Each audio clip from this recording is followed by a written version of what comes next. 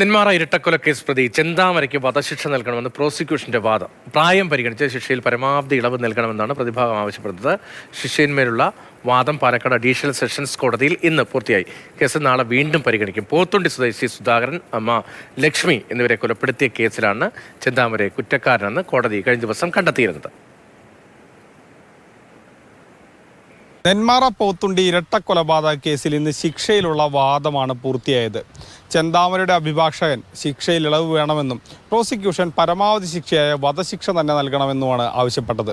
പ്രധാനമായും ചെന്താമരയ്ക്ക് യാതൊരു തരത്തിലുള്ള മാനസികമായിട്ടുള്ള പ്രശ്നങ്ങളുമില്ല, അതിനനുസരിച്ചുള്ള റിപ്പോർട്ടുകളുണ്ട്, മാനസാന്തരം വരാനുള്ളൊരു സാധ്യതയില്ല.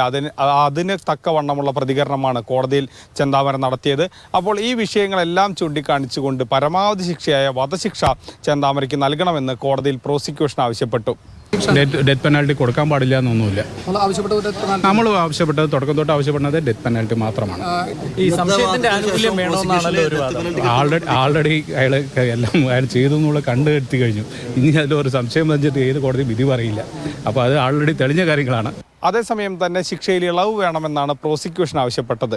ചെന്താമര താൻ ഗാന്ധിയല്ല എന്ന് പറഞ്ഞത് ആ അർത്ഥത്തിലല്ല, മറിച്ച് തന്നെ ആക്രമിച്ചാൽ തിരിച്ചാക്രമിക്കും എന്നുള്ളത് മാത്രമാണ് ചെന്താമര പറഞ്ഞത്. അതിനപ്പുറത്തേക്ക് അയാൾ ആക്രമിക്കുമെന്നുള്ള യാതൊരു തരത്തിലുള്ള ധ്വനിയും ആ പരാമർശത്തിൽ ഉണ്ടായിരുന്നില്ല എന്നും, അതേസമയം തന്നെ സാഹചര്യ തെളിവുകൾ മാത്രമേ ഇവിടെയുള്ളൂ, നേരിട്ടുള്ള തെളിവുകളില്ല. ഈ സാഹചര്യത്തിൽ വധശിക്ഷ നൽകരുതെന്നുമാണ് പ്രതിഭാഗം കോടതിയിൽ ആവശ്യപ്പെട്ടത്. ഏതായാലും ശിക്ഷയിലുള്ള വാദപ്രതിവാദങ്ങൾ കഴിഞ്ഞ സ്ഥിതിക്ക് ഇനി ശിക്ഷ എന്താണ് എന്നുള്ളതാണ്. നാളെയാണ് ഈ കേസ് വീണ്ടും കോടതി പരിഗണിക്കുന്നത്. പക്ഷെ നാളെയും ഈ കേസിൽ ശിക്ഷ വരാൻ സാധ്യതയില്ല, മറിച്ച് നിയമസഹായ സമിതി ഒരു റിപ്പോർട്ട് സമർപ്പിക്കും. ആ റിപ്പോർട്ട് പരിശോധിക്കുകയാണ് നാളെ കോടതി ചെയ്യുക. അതിനുശേഷം എന്നായിരിക്കും ശിക്ഷാവിധി എന്ന് നാളെ അറിയാൻ കഴിയും. Gokul VS, Mathrubhumi news, Palakkad.